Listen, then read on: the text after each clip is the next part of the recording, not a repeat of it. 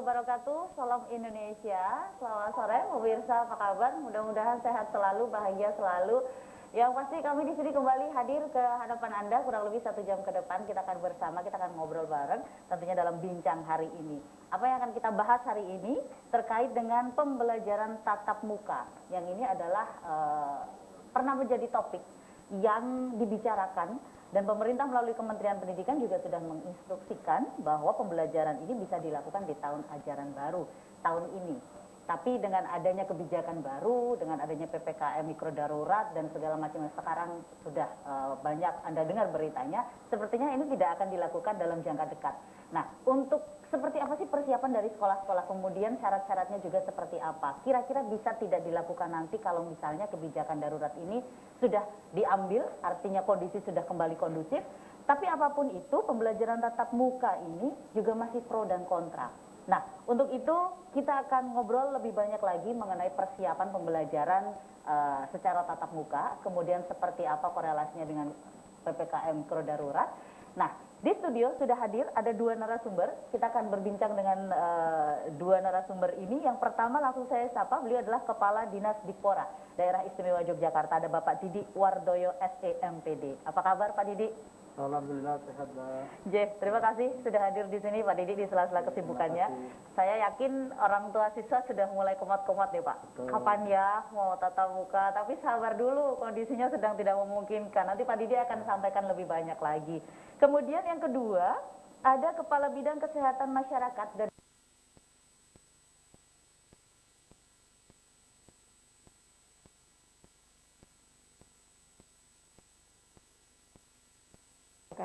terima kasih Bu Endang. Selamat sore juga. Terima kasih sudah rawuh di sini. Kalau dari Dinas Kesehatan nanti kita tanya. Yang sebelah sini sabar dulu karena kondisinya sedang tidak memungkinkan gitu ya. Baik, sebelum kita melanjutkan apa yang akan kita obrolkan ini, ada satu informasi yang akan saya sampaikan bahwa kegiatan ini diselenggarakan oleh proyek Inclusive Access to Multisectoral Services and Assistance for Everyone, atau kalau disingkat I Am Safe. Nah, dan yang dilaksanakan oleh Humanity and Inclusion dan Sasana Inklusi dan Gerakan Advokasi Difabel atau SIGAP Indonesia bekerjasama dengan Dinas Kesehatan Daerah Istimewa Yogyakarta atas dukungan dana dari Uni Eropa. Nah, proyek I Am Safe ini mendukung pemerintah Kota Kupang dan Kabupaten Kupang NTT, juga pemerintah Kota Yogyakarta, Kabupaten Gunung Kidul, dan Kabupaten Sleman di Yogyakarta, serta di tingkat nasional tentunya dalam tanggap pandemi COVID-19 yang berdampak bagi kelompok rentan. Nah, segala isi dari kegiatan ini nantinya tidak mencerminkan pandangan dari Uni Eropa. Baik, kita akan langsung saja menuju ke 2 narasumber dan kita siap akan berbincang. Yang pertama mungkin saya lebih ke Bu Endang dulu nih sebelum ke Pak Didi ya. Bu Endang, kalau terkait dengan PHBS, saya yakin masyarakat sudah paham benar ya. Oh, pola hidup sehat itu dan bersih itu seperti ini gitu. Cuman kadang-kadang mereka suka lupa. Nah, yang seperti ini mungkin bisa disampaikan lagi ke masyarakat. Seberapa pentingnya dan seberapa kita harus aware dengan PHBS itu, Bu Endang? Ya. Jadi sebelum saya sampaikan tingkat kepentingan program PHBS ini, terutama dalam masa pandemi, kita perlu sampaikan bahwa PHBS ini sebetulnya secara pengertian adalah sekumpulan perilaku yang dilakukan oleh individu, keluarga atau masyarakat secara sadar untuk mengupayakan hidup lebih sehat dan terlibat aktif dalam setiap kegiatan kesehatan di lingkungannya. Nah, kalau dalam tatanan PHBS ini sebetulnya ada beberapa indikator di sana nanti yang akan dinilai apa yang sudah dilakukan oleh individu, keluarga, dan masyarakat itu. Nah, ini menjadi sangat penting sekali ya. Kalau dulu, ini program ini sebetulnya sudah bukan program baru lagi. Ini satu program yang sudah lama kita upayakan. Ada beberapa indikator di sana, dan ketika ini masuk dalam masa pandemi ini menjadi sangat penting. Karena pandemi ini untuk memutus transmisi penularan itu dibutuhkan perubahan perilaku dari masyarakat. Sementara PHBS ini adalah upaya perilaku. Nah, perilaku seperti apa yang saat pandemi ini menjadi sangat penting adalah yang kita upayakan dengan namanya 3M. Yaitu menggunakan masker, bahkan sekarang masker itu harus double gitu ya kalau di luar ruangan. Kemudian yang kedua, mencuci tangan pakai sabun dengan menggunakan air mengalir. Kalau kepepet, kita menggunakan hand sanitizer. Ya. Kemudian yang ketiga adalah menjaga jarak. Bahkan sekarang 3M ini kemudian dikembangkan menjadi 5M. 2M yang lainnya adalah menjauhi kerumunan dan mengurangi mobilitas. Nah, 3M plus 2M ini kemudian menjadi 5M ini menjadi sangat penting karena kita tahu Mbak Vira, situasi yang sekarang berkembang ini di Yogyakarta ini, daerah istimewa Yogyakarta, itu tren kenaikan kasus ini sangat signifikan. Pada minggu terakhir ini, angka kasus COVID per harinya di atas 800. Oke, ini tinggi sekali ya. Betul.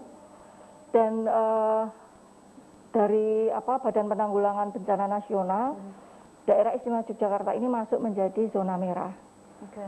Ya, kalau kita lihat per kabupatennya hanya Kulon Progo yang masuk di zona orange. Tapi 3 kabupaten dan 1 kotanya itu masuk di zona merah. Dan kemudian keluar regulasi yang memberlakukan pemberlakuan PPKM darurat pada tanggap COVID ini, yaitu Inmendagri nomor 15 tahun 2021. Nah, inilah yang kemudian kita di jajaran pemerintah, lintas sektor kemudian saling bahu-membahu, apa yang perlu kita lakukan di masa yang sangat sulit ini, membatasi beberapa kegiatan yang memang akan berpotensi untuk menimbulkan kerumunan. Oke, dan salah satu kegiatan yang berpotensi menimbulkan kerumunan pastinya tatap muka belajar di sekolah, gitu ya Pak Didi ya. Jadi yang sekarang terjadi ini kan orang tua sudah kembali lagi ya kemarin sudah ada angin segar, sudah mau mulai masuk sekolah gitu di tahun ajaran baru, dan tahun ini harus direm dulu Pak Didi. Betul. Kalau dari Dinas Pendidikan sendiri seperti apa waktu itu melihat situasinya? Ya, sebenarnya sebelum kita nantinya persiapan untuk tahun ajaran baru, jika memungkinkan sudah bisa tatap muka, kita jauh-jauh hari sudah melakukan persiapan-persiapan. Persiapan yang pertama itu tentunya melakukan vaksinasi kerjasama dengan Dinas Kesehatan khususnya, itu bagi guru-guru. Itu sudah kami lakukan, dan saat ini untuk yang jenjang di SMA, SMK, SLB itu kira-kira tinggal 1.200-an guru yang belum divaksinasi. Ya, mudah-mudahan itu juga bisa diselesaikan. Berapa persen itu Pak Nun Sewu? 1.200 itu berapa persen? Persentasenya dari seluruh guru? Kalau jumlah guru kita itu yang di di SMA, SMK, SLB itu sekitar 15.480 ya. Ya. Tinggal sekitar 1.297 di bawah 10% ya. Kemudian kalau total seluruh DIY itu kira-kira gurunya yang sekitar 54 ribuan lah. Ya, guru dan tenaga kependidikan itu. Dan itu sudah dilakukan juga di kabupaten kota tentunya. Nah, kemudian yang lain kita juga sudah melakukan sebenarnya di masing-masing sekolah, membuat gugus tugas tingkat sekolah. Kemudian mereka melakukan pendataan terhadap guru, terhadap siswa yang mungkin memiliki penyakit ikutan. Kemudian juga mendata guru tersebut datang ke sekolah menggunakan kendaraan apa. Kemudian juga memetakan daerah-daerah yang di mana guru tersebut tinggal, ya, termasuk juga wilayah tersebut seperti apa. Itu mereka sudah petakan ya, sebagai peta risiko gitulah. Itu sudah dilakukan. Termasuk memodifikasi jika nanti bisa tetap muka, modifikasi baik itu jadwal, waktu, ketika ini melakukan pembelajaran. Itu sudah dilakukan. Tetapi karena melihat situasi perkembangan dan kemudian muncul instruksi Menteri Dalam Negeri tadi sudah disampaikan nomor 15 tahun 2021, otomatis karena itu berlaku tanggal 5 sampai tanggal 20, sedangkan tahun ajaran baru itu kita mulai tanggal 12 Juli 2021, ya otomatis tahun ajaran baru tentunya belum bisa tatap muka. Nah, sehingga kita melanjutkan dengan model pembelajaran jarak jauh atau dengan daring. Oke. Nah, itu yang kita siapkan gitu. Nanti kalau setelah 20 Juli ternyata nih, kita kan berdoanya baik ya, pengennya juga baik, kondisinya sudah memungkinkan gitu, dimungkinkan ya untuk tatap muka, tapi dengan modifikasi yang tadi sudah Iya. disampaikan ya. Oke. Jadi kalaupun kita tentunya akan terus melihat itu, Iya. kan banyak pertimbangan yang kita lakukan, apakah kita akan melakukan tatap muka atau tidak, itu berdasarkan data-data yang ada. Kita diskusi dengan gugus tugas tentunya, kemudian juga dengan Ikatan Dokter Anak ya, Iya. seberapa jauh perkembangan anak-anak yang terpapar COVID, pada usia berapa dan resikonya seperti apa. Nah, masukan dari Ikatan Dokter itu kita gunakan sebagai dasar untuk mengambil sikap kira-kira seperti apa. Nah itu. Oke, baik. Bu Endang, perkembangan kasus COVID di DIY khususnya yang menginfeksi anak, apalagi sekarang variannya kan udah banyak banget gitu ya. Ini varian ini makin rentan untuk anak-anak nggak? Karena urusannya sama sekolah juga nanti yang ke depan. Iya. Jadi kondisi yang saat ini berkembang itu terakhir bahwa data anak yang terpapar oleh COVID-19 secara nasional itu sekitar 9,5 atau sekitar 10%-an.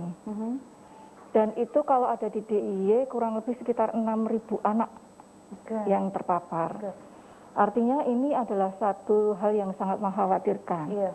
Pada awal-awal pandemi memang lebih banyak orang dewasa yang terpapar, tetapi terakhir-terakhir ini kasus anak sudah mulai trennya mengalami kenaikan. Artinya bahwa kita perlu mewaspadai kontak antara anak dengan lingkungan yang terbuka secara bebas semacam itu. Karena apa? Tren yang pada kejadian pada anak ini mengalami kenaikan. Nah, seperti mungkin Mbak Vira bisa dilihat di luar ya, kalau kita mengamati di luar itu, ada orang tua yang membawa anaknya, orang tuanya pakai masker, tapi anaknya justru tidak dipakein masker, gitu ya. Saya tidak tahu kenapa alasannya orang tua membawa keluar anaknya, mungkin karena sudah sekian bulan ya, artinya jenuh sejak ya? bulan Maret sampai sekarang bulan Juni 2000, setahun lebih. Mungkin ada kejenuhan, ada ingin mereka bosen dan membawa anaknya untuk keluar. Nah, saya berharap bahwa masyarakat bisa bersabar dengan kondisi ini dan patuhilah saran dari pemerintah. Oke, nanti akan kita lanjutkan lagi nih kalau ngomongin soal pembelajaran tatap muka yang belum bisa kita laksanakan, berarti kita harus kembali daring ya. Apa sih kendala-kendalanya? Setelah yang satu ini tetap bersama kami tentunya dalam bincang hari ini.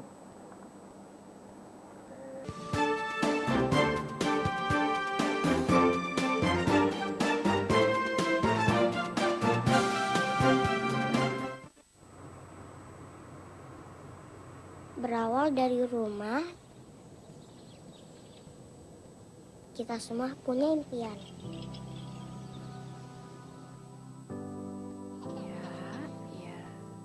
Dari waktu yang ada, kita bagi buat hobi. Prestasi,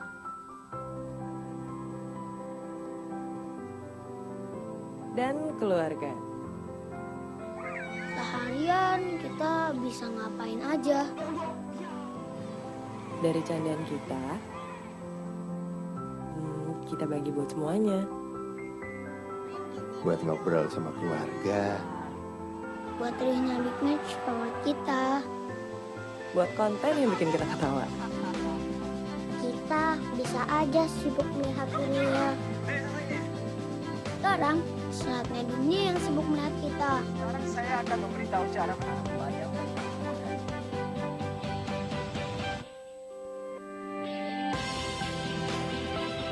Berawal dari rumah, kita bisa mulai wujudkan impian Jadi kebanggaan di masa depan. buat Indonesia. Wujudkan dari rumah bersama IndiHome.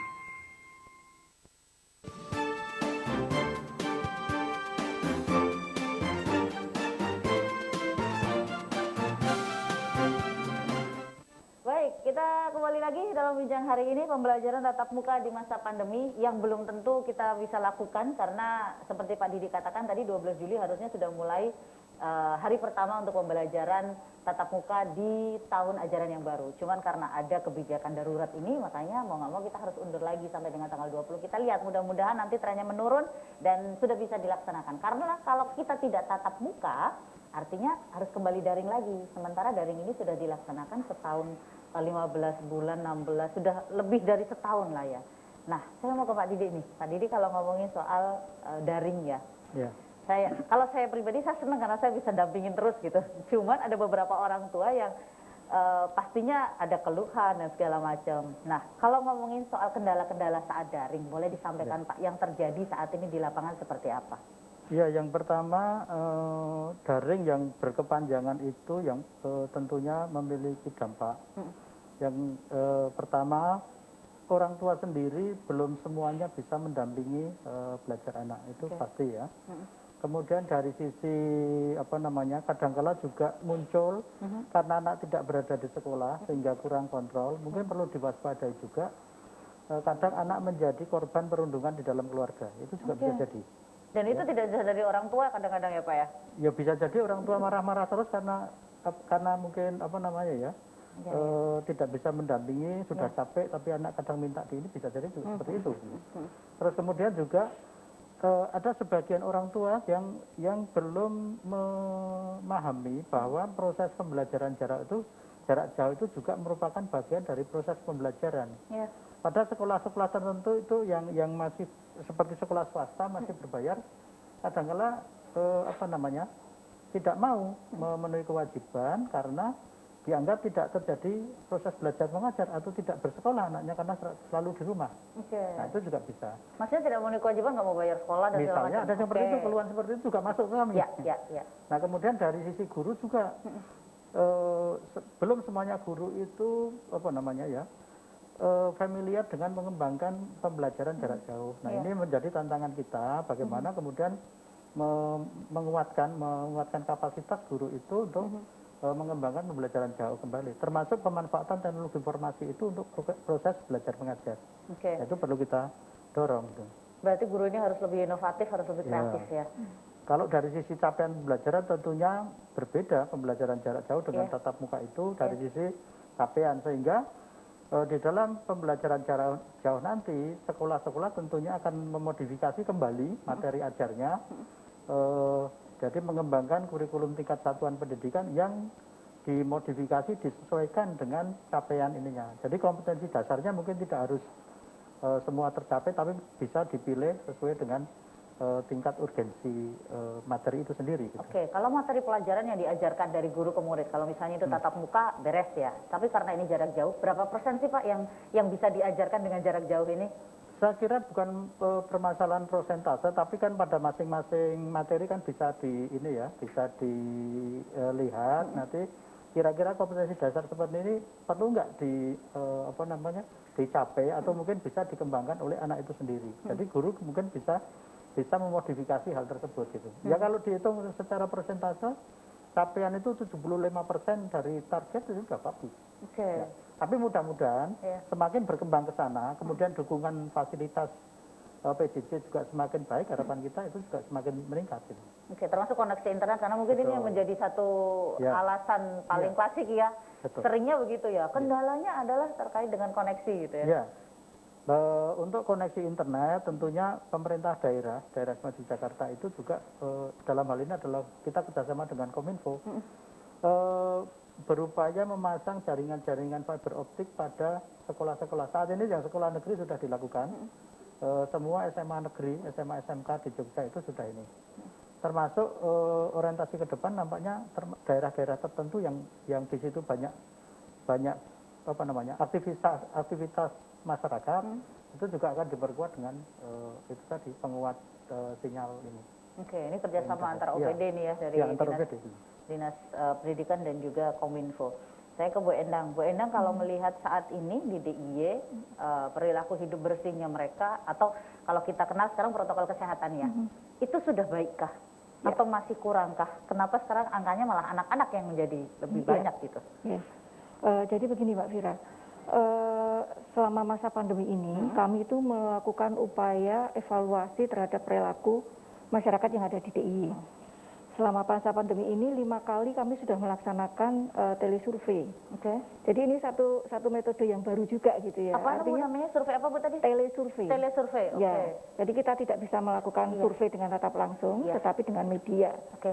Ya, memang masa pandemi ini menuntut semua lini, semua unsur itu untuk membuat suatu inovasi gitu ya. Kalau survei dulu kita datangin, sekarang tidak bisa. Nah, itu kita upayakan menggunakan telesurvei. Pada awal-awal survei itu bulan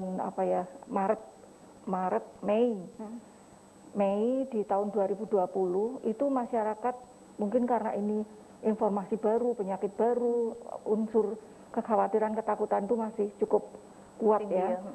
Jadi masyarakat yang merasa rentan atau merasa tidak rentan bahwa COVID itu bukan suatu hal yang serius itu waktu itu masih sedikit. Jadi sekitar 15%-an, 15 sampai 18%. 15 sampai 18% menganggap Bahwa COVID itu tidak serius. Oke. Ya. Oke. Nah, kemudian setelah kesini terakhir di telesurvei kami yang kelima ini kami publis di bulan April itu bahwa masyarakat yang menganggap COVID itu suatu hal yang tidak serius mengalami kenaikan sekitar menjadi 38%. Malah justru mereka menganggap COVID tidak serius. COVID Semakin tidak ke sini. serius. Iya. Oh, oke. Karena entah itu merasa bosan, merasa karena tuntutan keadaan ya, karena mereka harus aktivitas di luar dan mereka merasa abai dengan setelah menganggap itu bukan suatu hal yang serius, mereka kemudian mengabaikan protokol kesehatan. Meskipun kemudian kalau kita melihat dari perilaku 5M-nya, perilaku penggunaan masker itu masih cukup tinggi. Sekitar 93% itu masyarakat DIY menggunakan masker. Baik. Karena masker ini langsung kelihatan gitu ya. Kalau tidak menggunakan masker, kemudian akan ditegur. Ya. Atau dianggap tidak normal dalam kehidupan malah justru. sekarang gitu kan. Tetapi yang agak sulit untuk diupayakan itu adalah menjauhi kerumunan dan mengurangi mobilitas. Nah, di indikator itu kemudian angkanya menjadi rendah, kurang lebih sekitar 60%-an dibandingkan dengan masker yang sudah mencapai 93%. Oke. Nah, ini cukup mengkhawatirkan bagi kami gitu. Artinya dengan situasi yang berkembang seperti ini, dengan mutasi varian virus misalnya seperti ini kan transmisi yang ada di luar, penularan COVID-19 itu akan sangat sulit sekali untuk diputus. Oke. Oke, baik. Jadi itu survei yang sudah dilakukan ya. Betul. Dan masih akan ada lagi ke depannya telesurvei ini. Tetap akan kami lakukan upaya ini dan sebetulnya kami imbangi dari hasil evaluasi itu atau survei ini, kita imbangi dengan edukasi ya, pembelajaran pada masyarakat melalui media-media yang bisa kami lakukan. Oke. Kalau dulu kami selalu menyebar dengan namanya leaflet, brosur.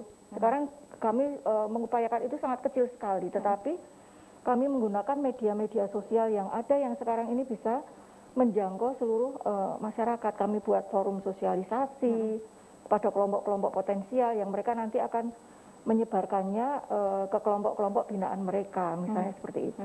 Nah, edukasi itu lewat forum-forum semacam itu. Dari survei itu ada nggak survei yang menyatakan bahwa terkait dengan pembelajaran tatap muka? Seberapa mereka antusias untuk itu, ada nggak surveinya, Bu? Saat ini memang kami belum menyentuh ke sana, tetapi sebetulnya kami selalu berupaya untuk bekerja sama dengan sektor terkait untuk persiapan pembelajaran tatap muka ini dan mengupayakan edukasi ini kepada masyarakat persiapan pembelajaran tatap muka. Meskipun kami belum melakukan upaya survei ya. Dan kami bersama dengan Dinas Pendidikan mempunyai 2 agenda besar untuk persiapan tatap muka. Tadi sudah disampaikan oleh Pak Didi. Satu, melakukan upaya vaksinasi bagi tenaga pendidik dan kependidikan. Ya. Kemudian melakukan penyiapan lingkungan sekolah dan masyarakat sekolah yang ada di sana. termasuk kemudian di sana ada pembentukan satuan tugas di sekolah, yang nanti salah satu tugasnya akan terhubung dengan satuan tugas wilayah setempat untuk mengikuti perkembangan situasi yang ada. Dan sekolah ke depan itu kalau melihat perkembangan situasi pandemi seperti ini mungkin akan buka tutup ya, Ya, Pak Nji. tergantung Kemungkinan kondisinya tergantung seperti kondisi apa ya. yang ada berkembang saat ini. Nah itu yang kami upayakan. Kami kemarin mencoba untuk mendampingi juga penyusunan SOP di sekolah. Bagaimana anak harus datang dari sekolah, misalnya naik apa mereka ke sekolah, kemudian bagaimana alur di sekolah itu, anak masuk dari mana, kemudian keluarnya lewat mana, termasuk pendampingan semacam itu. Kemudian mana tempat kritis yang nanti akan berisiko atau berpotensi untuk bisa menimbulkan potensi penularan. Itu juga kami antisipasi seperti itu. Dan itu sebetulnya kita sudah siap ya Pak Dudi untuk segera membuka pembelajaran tatap muka. Oke, baik. Nah kalau di sekolah sendiri Pak Didi, adakah sekolah-sekolah yang memang dia harus, wah ini sekolahnya nggak layak nih, harus dipugar misalnya, harus seperti itu terjadi juga nggak? Kalau sampai ke pemugaran Perubahan fisik sekolah lah maksudnya. ya, saya kira kita belum sampai ke sana ya. Belum Sampai ke sana. Tetapi memang di dalam mengembangkan PHBS ya, pembiasaan hidup bersih sehat di sekolah itu memang kita peran UKS itu menjadi sangat tinggi, termasuk penambahan tempat-tempat APD ya, tempat cuci tangan, kemudian kamar mandi, WC dan segala macam itu tetap harus dibenahi gitu. Dalam rangka termasuk pembiasaan membuang sampah ya, itu menjadi memang budaya yang kita kembangkan di sekolah. Itu melalui program pengembangan UKS kita bisa lakukan gitu. Tapi kalau konteks untuk persiapan ini memang salah satu checklist kita itu kesiapan UKS juga. Itu masuk di dalam kesiapan di dalam kita melakukan tatap muka nantinya gitu. Salah satu checklist termasuk UKS itu. Kerjasama dengan pihak-pihak lain tadi sudah disampaikan, dengan Vaskes terdekat, kemudian dengan gugus tugas terdekat ya, misalnya tingkat kecamatan atau tingkat kelurahan. Nah itu masing-masing sekolah tentunya juga membangun jaringan kerjasama tersebut gitu. Oke, kalau kondisinya tidak seperti ini, artinya menurun gitu ya trennya. Kira-kira berapa sekolah yang sudah siap atau semua sudah siap Pak? Ya pada prinsipnya hampir kita 90% sekolah sudah siap ya. Memang ada beberapa sekolah itu karena kondisi sekolahnya kecil, kemudian juga dari sisi yang paling banyak ini terhadap fasilitas Vaskes itu ada yang kurang, kira-kira hanya 10% gitu. Oke. Dan itu siap selalu terus digenjot ya untuk nanti menuju ke 100% ya. Oke, baik. Terima kasih Pak Didi dan juga Mbak Endang. Kita akan lanjutkan lagi nanti setelah jeda berikut. Pemirsa, Anda tetap harus bersama kami karena kami akan lanjutkan lagi obrolan kita mengenai pembelajaran tatap muka di masa pandemi. Masih mungkinkah setelah nanti kebijakan darurat ini dicabut, dan doa yang terbaik pastinya trennya bisa menurun. Kita akan kembali setelah yang satu ini, tetap bersama kami dalam bincang hari ini.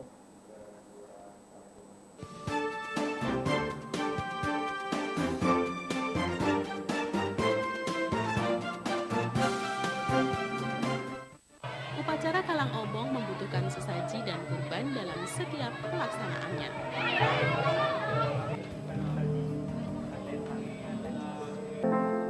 Kekayaan seni budaya bumi di Gunung Kidul dan kota Yogyakarta tak henti-hentinya bersinar. Dalam episode kali ini, aset seni budaya di Gunung Kidul dan Yogyakarta tentunya masih terus mewarnai.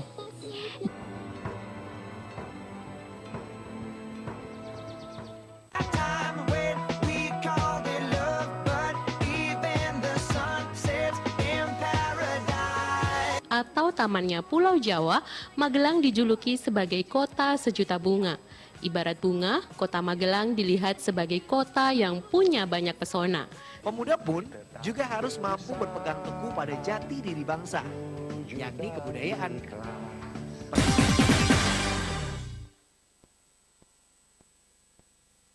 Sebagai tanda kasih petani kepada hewan ternak, nenek moyang kita melakukan tradisi kumbregan yang berupa upacara selamatan pada hewan ternak.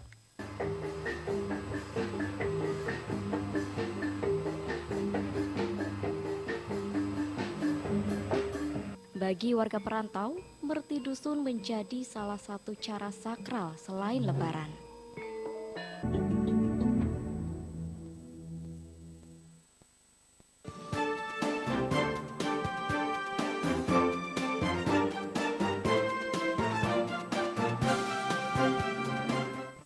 Terima kasih Anda masih bersama kami. Bincang hari ini mengenai pembelajaran tatap muka di masa pandemi dan masih ada di sini ada Pak Didi Wardoyo sebagai Kepala Dinas Dikpora Daerah Istimewa Yogyakarta, ada Ibu Endang juga dari Kabis Kesehatan Masyarakat Dinas Kesehatan Daerah Istimewa Yogyakarta. Jadi berimbang nih antara yang kepengen tatap muka dan juga dari data secara kesehatannya seperti itu ya. Nah, tadi sebelum kita on air, kita sempat ngobrol juga bahwa ternyata anak-anak semakin banyak yang terpapar. Bukan berarti kita nakut-nakutin enggak ya, kita by data aja Bu ya. Usia berapa Pak Didi tadi yang paling banyak saat ini? Ya kan, kami kemarin mendapatkan dari Ikatan Dokter Anak itu justru malah usia SD 6 sampai 12 tahun itu paling tinggi kalau kita kelompok-kelompokkan per usia 0 sampai 6 tahun katakanlah gitu. Kemudian usia SMP itu 13 sampai 15 tahun, kemudian 16 sampai 18 tahun. Itu yang paling banyak kemarin SD ya, sampai per 20 Juni kemarin kami dapatkan data itu. Sehingga angka-angka itu sebenarnya kita gunakan untuk untuk pertimbangan di dalam kita apakah kita memungkinkan untuk tatap muka kemarin ya.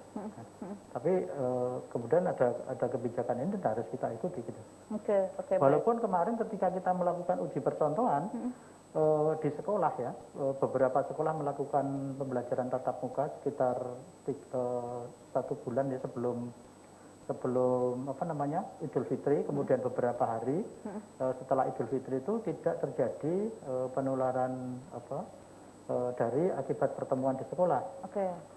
Sehingga karena prokesnya juga cukup baik sebenarnya, tapi karena melihat perkembangan yang sedemikian ini kita tidak mungkin ambil risiko lebih berat lagi, akhirnya kita stop sampai sekarang dan kemungkinan nanti tahun ajaran baru pun kita belum bisa tatap muka. Oke, baik. Bu Endang, kalau yang kondisi seperti ini berarti apa? Dari kluster keluarga kah yang menyebabkannya? Sebenarnya banyak faktor yang menyebabkan itu. Tetapi kita perlu melihat bahwa anak di usia 6 sampai 12 tahun atau anak usia sekolah dasar itu akan sangat tergantung pada aktivitas orang tuanya. Gitu ya. Sementara orang tua juga masih harus bekerja di luar ya? Ya, salah satu faktornya mungkin adalah itu. Jadi memang kami belum melihat secara detail faktor penyebab utamanya apa, tetapi kalau melihat aktivitas orang tuanya, keterikatan anak di usia itu pada orang tuanya, kemungkinan faktornya adalah itu, gitu ya. Sementara untuk anak-anak yang di usia ini untuk diberikan edukasi secara langsung itu juga tidak memungkinkan. Jadi memang harus melalui orang tuanya. Oke, baik. Nah, kalau kita kembali ke sekolah ya, sekolah yang seperti apa nih yang harus siap? Artinya tempat cuci tangan harus sekian banyak per sekian meter misalnya seperti itu. Ada nggak grade-nya dari Dinas Kesehatan sendiri supaya sekolah ini bisa untuk dibuka gitu? Nanti kalau misalnya trennya udah turun nih. Jadi kalau untuk kapasitas ruangan ya, kapasitas ruangan itu di dalam surat keputusan bersama 4 menteri itu menyatakan bahwa 50% dari kapasitas ruangan terisi. Oke, artinya kalau muridnya ada 40 ya 20 yang masuk gitu. Ya. Tapi kemarin ada wacana baru nih Pak, dikembangkan kemudian cukup 25% saja gitu. Tapi memang kemudian ada beberapa masukan ya, ketika 25% bagaimana membuat jadwalnya. Kan guru pasti akan membuat jadwal pertemuan, kemudian berapa jam tatap muka yang harus dilakukan, misalnya seperti itu. Ada memang persyaratan-persyaratan untuk sekolah bisa dibuka kembali. Mereka harus tadi sudah disampaikan, harus ada satuan tugas di sekolah yang nanti akan menghubungkan dengan satuan tugas kewilayahan dengan fasilitas pelayanan kesehatan terdekat. Bila terjadi hal-hal yang tidak kita inginkan terkait dengan kesehatan anak-anak, itu bisa dikomunikasikan langsung ke fasilitas pelayanan kesehatan terdekat. Termasuk kemudian sekolah harus menyusun SOP. Syarat yang lainnya misalnya kamar mandi, tempat kamar mandi, kemudian kantin itu harus seperti apa, itu persyaratan-persyaratan itu harus dipenuhi. Dan itu diupayakan oleh pihak sekolah selama ini dengan situasi yang ada di sekolah itu, dan banyak yang kemudian dimodifikasi supaya memenuhi syarat semacam itu. Misalnya dipenuhinya tempat cuci tangan, misalnya seperti itu. Yang akhirnya menjadi 90% sekolah ini sudah siap ya dengan adanya yang tadi sudah disampaikan. Termasuk Mbak Fira, kemarin sudah siapkan bahwa ada masa transisi. Ya. Ketika masa transisi apa yang sudah diperbolehkan, apa yang belum. Oh ya. Termasuk ketika masa transisi, kantin belum boleh buka dulu. Oke. Ya, misalnya seperti itu. Itu ada persyaratan-persyaratan yang memang harus dipenuhi oleh pihak sekolah. Dan kami bersama-sama dengan Dinas Pendidikan melihat setiap sekolah itu mengisi checklist yang menentukan apakah mereka itu layak atau tidak. Oke. Dan didapatlah 90% itu tadi ya. Oke. Berarti ini harus dimodifikasi gitu ya Pak ya. 25% dia masuk, sisanya daring Pak. Ya sisanya otomatis daring. Dan ketika kita melakukan pembelajaran tatap muka, itu bukan berarti meniadakan pembelajaran daring. Oke, jadi tetap ya. Makanya salah satu syarat bahkan kunci itu adalah izin orang tua. Ya. Jika izin orang tua itu tidak diberikan oleh orang tua karena masih khawatir, takut segala macam, ya sekolah memang harus melayani dengan cara jarak jauh. Boleh memilih kan ya artinya Ya, orang boleh tua ini memilih, ya. iya. Baik. Nah itu yang sehingga sekolah pun akan tetap menyiapkan pembelajaran jarak jauh itu tadi. Jadi kalau misalnya bisa 25%, kalau 25% dalam satu kelas itu kira-kira 9 anak ya. 9 anak kemudian dengan satu guru dalam ruangan itu, ruangan dengan kapasitas 8 kali 9 meter persegi diisi oleh 10 anak. Nah, saya kira jarak cukup ideal Sudah protokol kesehatan ya. Ya, kemudian dari sisi waktu, mungkin waktu kan kemarin dianjurkan tidak lebih dari di SKB itu maksimal 4 jam. Oke. Tapi rata-rata kemarin kita lakukan uji coba atau uji percontohan itu hanya 3 jam. Oke. Tidak ada istirahat, kemudian mereka langsung pulang. Oke. Nah, itu seperti yang kita mungkin semacam gini bisa nanti kita terapkan untuk tahap-tahap awal jika nantinya sudah memungkinkan. Trennya menurun ya, trennya bisa dibuka sudah ya. menurun, sudah tingkat resikonya sudah dibilang lebih rendah, itu sudah rendah itu. Oke, saya bayangannya gini, 25% dia masuk hari Senin, nanti 25% lagi di Selasa seperti itu ya. Artinya dalam seminggu dia mungkin bisa masuk 2 kali gitu ya Pak ya. Bisa 2 kali, bisa hanya 1 kali. Oke. Nah, dalam 3 jam itu, ini kan jam yang singkat ya. Iya, betul. Apa yang akan diberikan ke anak yang tidak bisa diberikan secara daring? Ya, tentunya di situ guru akan melakukan saya katakan modifikasi materi ajar itu. Nanti akan memilih kira-kira materi yang tidak memungkinkan dilakukan dengan cara jarak jauh. Nah, jadi sifatnya pertemuan itu mengkomunikasikan untuk materi-materi sulit. Supaya mereka kemudian dibawa kembali nanti dilanjutkan belajar di rumah. Tentunya dengan ada pendampingan dari orang tua misalnya. Itu aja.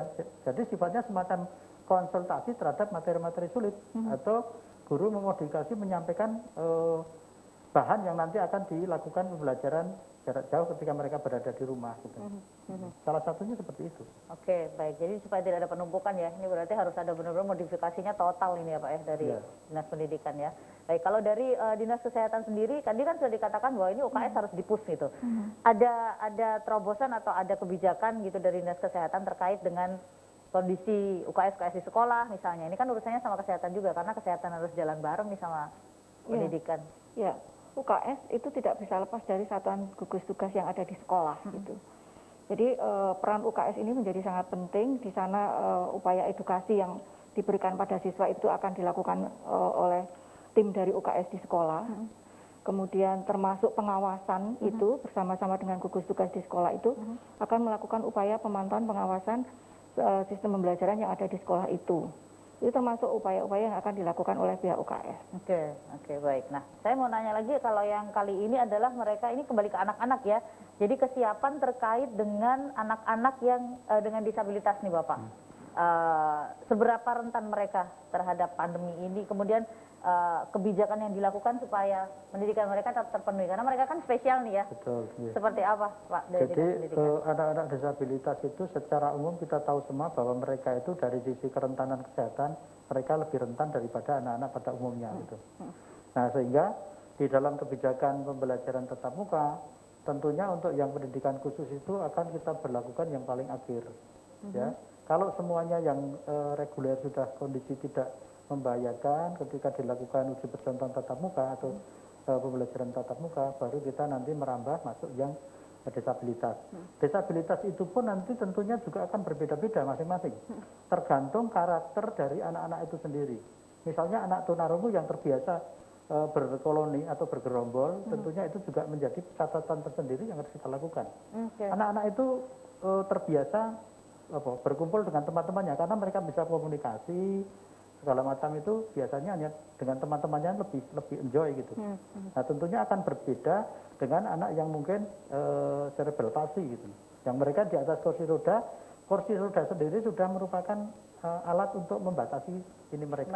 Iya. Nah, tentunya itu akan menjadi pertimbangan apa dulu yang bisa masuk untuk tatap muka. Nah, itu menjadi pertimbangan kita juga. Oke. Nah, ini kalau sekarang saat ini belum bisa kita tatap muka dan harus daring gitu ya. Sementara tidak semua orang tua punya kemampuan untuk bisa mengajari mereka yang disabilitas. Ini kalau dari Dinas Pendidikan? Ya, yang kita lakukan di sekolah-sekolah itu yang pertama adalah tetap mengembangkan guru kunjung. Jadi guru yang mendatangi ke tempat tinggal siswanya. Kayak ke rumah-rumah ya? Ke rumah-rumah. Kenapa? Di pendidikan khusus itu kan guru itu sifatnya guru kelas. Guru kelas mereka itu kadang-kala satu guru itu memiliki siswa paling tidak hanya sekitar 4 maksimal 5 anak lah gitu. Mereka bisa mengunjungi tempat-tempatnya. Tapi tergantung situasi tadi ya. Kemudian dalam melakukan kunjungan itu tentunya harus mengkomunikasikan program kegiatan yang pembelajaran itu dengan orang tua. Bagaimana orang tua tetap bisa mendampingi, karena anak-anak yang di pendidikan khusus itu orientasinya kan ke kemandirian. Nah, program-program yang sifatnya pembelajaran yang mengarah ke kemandirian itu yang mungkin dikembangkan. Ya misalnya belajar masak, bagaimana mereka terlibat memasak dengan orang tuanya. Ada pendampingan dari orang tuanya. Nah itu guru melakukan itu tadi mengkomunikasikan program-program tersebut. Gitu.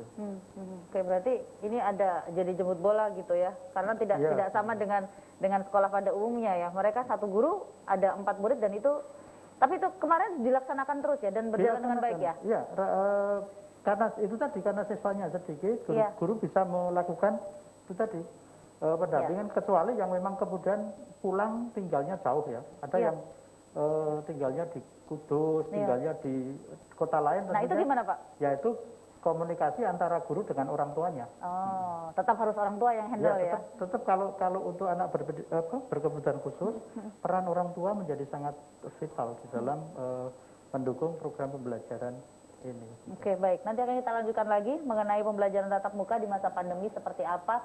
Tetap bersama kami dalam bincang hari ini.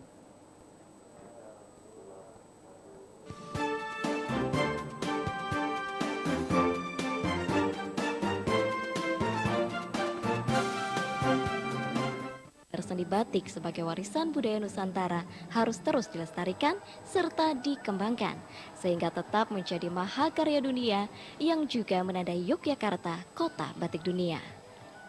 Sebuah peradaban batik mengartikan batik mempunyai sebuah perjalanan dari sekian batik klasik yang ada hingga saat ini dan tetap memelihara batik tersebut dari segala sudut pandang.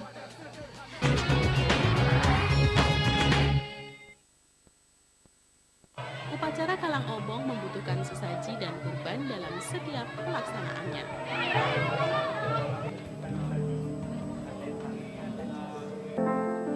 Kekayaan seni budaya bumi di Gunung Kidul dan kota Yogyakarta tak henti-hentinya bersinar. Dalam episode kali ini, aset seni budaya di Gunung Kidul dan Yogyakarta tentunya masih terus mewarnai.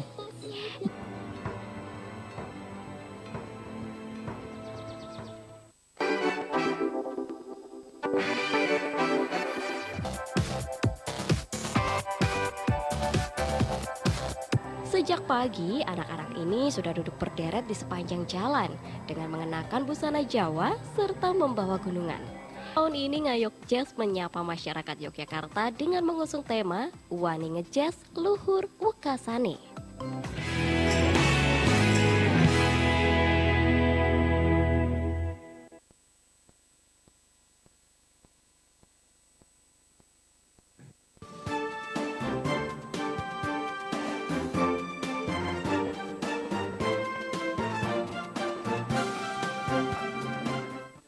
Baik, terima kasih Anda masih bersama kami bincang hari ini. Kita lanjutkan lagi mengenai pembelajaran tatap muka di saat pandemi. Yang saat ini kembali lagi, meskipun tema kita adalah pembelajaran tatap muka di saat pandemi, tapi mohon bersabar Karena kenapa di kondisi saat ini sedang ada kebijakan darurat yang mengharuskan memang kita harus menarik lagi nih apa yang sudah disiapkan jauh-jauh hari. Mudah-mudahan semuanya serba baik gitu ya, trennya juga menurun. Kalau tadi terakhir kita berbicara mengenai anak-anak disabilitas, seperti apa mereka juga bisa mendapatkan hak belajarnya di rumah. Tadi Pak Didi sudah menyampaikan bahwa banyak modifikasi yang dilakukan. Saya ke Bu Endang dulu. Kalau untuk mereka yang disabilitas, lebih rentan Pak Didi katakan ya. Kalau dari sisi Bu Endang dari Dinas Kesehatan, sejauh mana rentannya? Ya, sebenarnya tidak jauh berbeda dengan apa yang disampaikan oleh Pak Didi. Dan sebetulnya teman-teman disabilitas ini juga kami upayakan untuk mendapatkan hak yang sama. Oke. Ya, kita tahu kerentanannya seperti apa. Kemudian kita mengupayakan untuk mendapatkan hak yang sama, hak di dalam upaya pendidikan, termasuk dalam hak kesehatannya. Dan beruntung teman-teman difabel yang tinggal di wilayah DIY ini, pemerintah itu mempunyai komitmen yang sangat luar biasa untuk mereka, teman-teman difabel ini mendapatkan perlakuan dan hak yang sama dengan teman-teman yang di luar difabel ini. Termasuk dalam upaya penanggulangan COVID ini, mereka juga mendapatkan vaksinasi yang sama dengan setelah masuk kelompok prioritas. Kemarin kami memulai kelompok difabel ini untuk dilakukan vaksin. Ada 630 di awal itu yang sudah dilakukan vaksin, dan sekarang ini kami sedang bergerak untuk bisa mengupayakan teman-teman difabel yang lain untuk bisa dilakukan vaksinasi. Untuk usia berapa Bu vaksinasi anak-anak ini? Kalau yang kemarin kami lakukan difabel itu usianya umum, ya, dewasa. Oh dewasa, yang dewasa ya. Nah ini kabar yang sangat ditunggu-tunggu oleh masyarakat bahwa kapan anak-anak mulai boleh divaksin. Dari Kementerian Kesehatan sudah memberikan lampu hijau. Kami sedang menata sekarang ini untuk anak usia di atas 12 tahun itu sudah mulai bisa dilakukan vaksinasi. Ya, saat ini kami sedang mempersiapkan itu sembari kami menyelesaikan sasaran sebelumnya yang belum selesai secara keseluruhan, yaitu sasaran lansia, pelayan publik. Nah ini sedang kami upayakan untuk kami selesaikan sembari kami mempersiapkan untuk memberikan vaksinasi pada kelompok usia anak dari 12 sampai 18 tahun ini. Dan kapan dimulainya tunggu aja ya. Kita belum tahu. Pasti akan kami buatkan jadwalnya, kemudian lokasinya ada di mana, dan oleh siapa yang akan mengerjakan tentu sesuai jenjang level yang ada di tempat kami. Dengan sistemnya seperti apa juga belum bisa disampaikan ya Bu? Ini sedang kami persiapkan. Ada yang mendaftar dulu, ada yang langsung dia dapat pemberitahuan gitu. Iya, nantinya pasti akan ada sistem pendataan. Tapi itu tentunya dengan syarat-syarat ya seperti yang sekarang dilakukan ya, harus dicek apanya dia kira-kira bisa menerima vaksin atau tidak gitu ya. Karena prinsipnya upaya penanggulangan ini termasuk di dalam pendidikan juga. Sistem keselamatan dan kesehatan itu menjadi prioritas utama. Baik, ada media informasi yang dimodifikasikah dari Dinas Kesehatan untuk para orang tua gitu ya di saat ini yang dilakukan? Ada nggak Bu media informasi apa yang? Ya, tadi di awal kami sudah sampaikan bahwa kami di dalam upaya mengedukasi masyarakat membentuk forum-forum sosialisasi semacam itu. Dan siapapun bisa ikut di forum sosialisasi itu. Ini secara daring ya artinya? Secara daring. Seperti media sosial atau WhatsApp grup dan segala macam? Iya, melalui kelompok WhatsApp grup bisa, melalui media semacam kayak webinar, itu edukasi semacam itu. Kemudian memang kalau sasaran kami lebih kepada kelompok-kelompok potensial. Harapannya nanti dari kelompok potensial itu akan menyebarluaskan informasi itu ke binaan wilayah yang ada di bawahnya. Oke, baik. Kita kembali ke Pak Didi nih. Pak Didi, kalau ngomongin pemerintah ini kan mengembangkan media informasi juga nih di pandemi gitu ya, menyesuaikan ragam umurnya gitu ya. Teman-teman bisa didapatin nggak khususnya untuk disabilitas? Ya untuk disabilitas saya kira kita juga melakukan, terkait saya sampaikan dulu terkait dengan vaksin, kami pun kemarin sudah mencoba mendata anak-anak yang bisa kita, terkhususnya siswa ya, siswa usia 12 tahun sampai 17 lebih, artinya di bawah 18 tahun itu, kita kemarin mendata itu kan punya sekitar 339.900 sekian gitu. Siswa? Ya, siswa itu yang mudah-mudahan itu sudah mewakili semua siswa, semua anak-anak di Jogja. Kalau mewakili berarti tidak ada anak yang tidak sekolah gitu. Harapannya begitu. Tapi saya kira tetap ada mungkin yang di luar itu yang tetap harus kita sisir lagi gitu. Dan itu mudah-mudahan kalau itu bisa kita lakukan, mudah-mudahan ketika nanti terjadi bisa melakukan tatap muka, kekuatan anak atau imunitas anak tentunya akan menjadi lebih baik dan itu. Nah, terkait dengan informasi kepada siswa, ya kita memiliki beberapa media yang bisa kita gunakan. Kita memiliki Jogja Belajar untuk mendukung itu, segala informasi bisa kita lakukan melalui sana.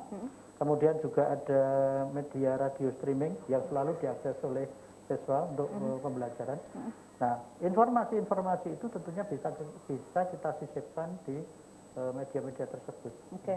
Nah, informasi-informasi ini bisa didapatkan artinya secara koneksi bagus, jaringan bagus, it's okay gitu. Nah, saat ini orang tua yang dia juga bekerja, ada tips nggak Pak untuk mereka yang tidak bisa mendampingi atau mereka yang harus mendampingi tapi mereka tidak punya ilmunya, artinya harus jadi guru dadakan kembali kan ini? Ya, di dalam learning management system di Jogja Belajar itu kan ada yang itu bisa diakses oleh, kita punya kelas maya. Kelas maya itu mengkomunikasikan media bertemunya antara guru dengan siswa kelasnya masing-masing. Jadi guru bisa membuat beberapa kelas itu. Kemudian di situ juga ada peran orang tua, ada pintu bagi orang tua untuk mengkomunikasikan itu. Jadi bisa juga orang tua kemudian bisa mengikuti perkembangan dari putra-putrinya di dalam proses belajar mengajar. Itu juga bisa kita ada di fasilitas itu ada.